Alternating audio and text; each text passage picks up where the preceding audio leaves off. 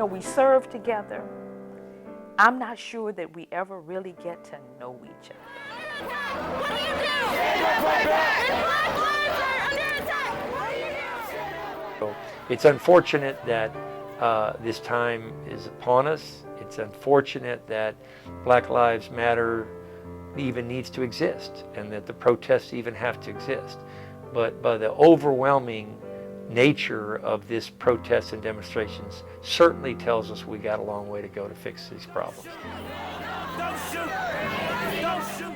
I think we're tired on so many different levels of not being equal. It's not equal in education. We know it's not equal in jobs. I think everybody's tired.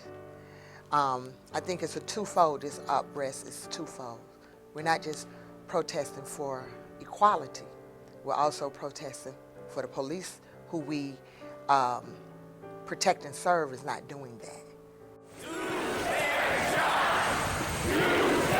Because everybody wants good policing. That's what protesters, demonstrators, anybody that's speaking out right now for police reform wants good policing. Well, the police officers want the same thing.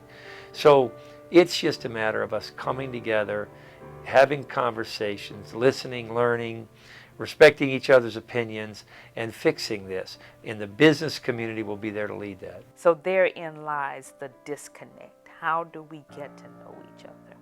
So I think that really is the crux of where we need to go. How do you get to know who I am? Not to listen to my story and feel sorry for me, but to listen and understand why I may think the way I do.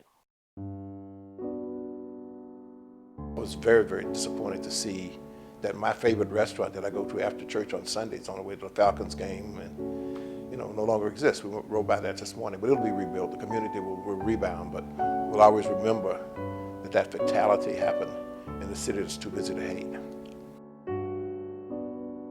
So the Police Foundation next week is leading the conversation with the police department, obviously, with the CEOs of the ACLU, the NAACP, Urban League, United Way, and several other organizations will be here to begin those conversations.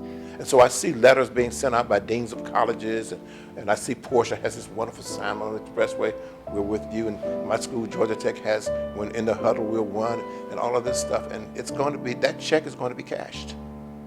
No more lip service. And it happens at a circuitous time when we had to stop and listen.